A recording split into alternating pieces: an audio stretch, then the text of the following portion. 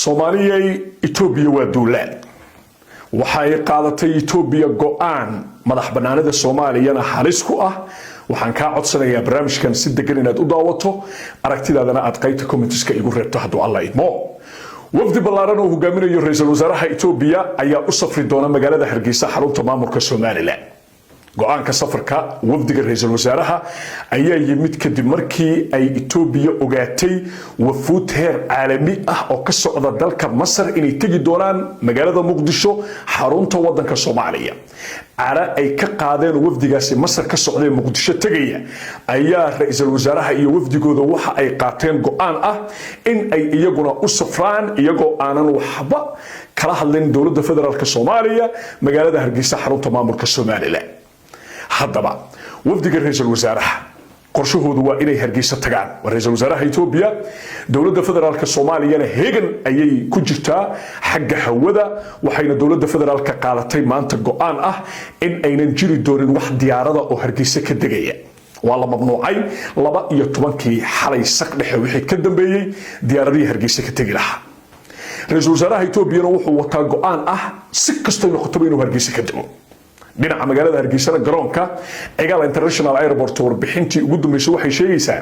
in ay ciidamo qaas ah oo musabixi daacad u ah ay la wareegeen garoonka Egal International Airport iyadoo shaqaalihii garoonkana la yiri soo shaqo gali doontaan oo waa bandow garoonkii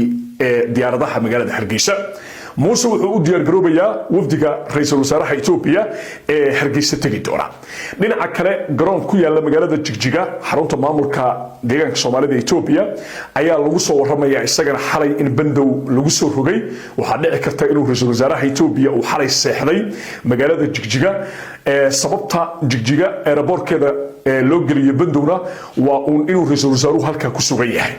laba arrin ayuu qorsheynaya ra'iisul wasaaraha Itoobiya dawladda federaalka Soomaaliya isha ayay ku haysaa inuu diyaarad military ku tago Hargeysa garoonka uga dago waa qorshihiisa koowaad maadaama diyaaradaha kale uu ka baqdin qabo in ay hawada Soomaaliya la arko kadibna la amro inay dib uga laabato diyaaradaha militariga uu adeegsan karo ayay u badan tahay inay noqon doonto diyaaradaha qumaatiga oo ka camayla kabtarado kale adigu qorshe noocaas ah ayuu horta kullay qorsheynaya wajiga koowaad haddii laga soo tago dulimaadka military uu doonayo inuu u isticmaalo safarkiisa Hargeysa magaalada hadda maamulka Somaliland oo ah caasimad ayaa dhanka kale warbixin aan helayo waxay sheegayaan in haddii ay ku adkaato inuu ra'iisul wasaaraha Itoobiya uu dulimaad ku tago magaalada Hargeysa loo yeeri doono Muuse Biixina uu Jigjiga tagi doono isaga oo dhulka maraya kadibna ra'iisul wasaaraha Itoobiya iyo Muuse Biixiba ay dhulka soo mari doonaan sidaana uu ku tagi doono magaalada Hargeysa haddii dawladdu hawada ka celiso wuxuu rabaa inuu dhulka maro haddii kale uu diyaarad military isticmaalo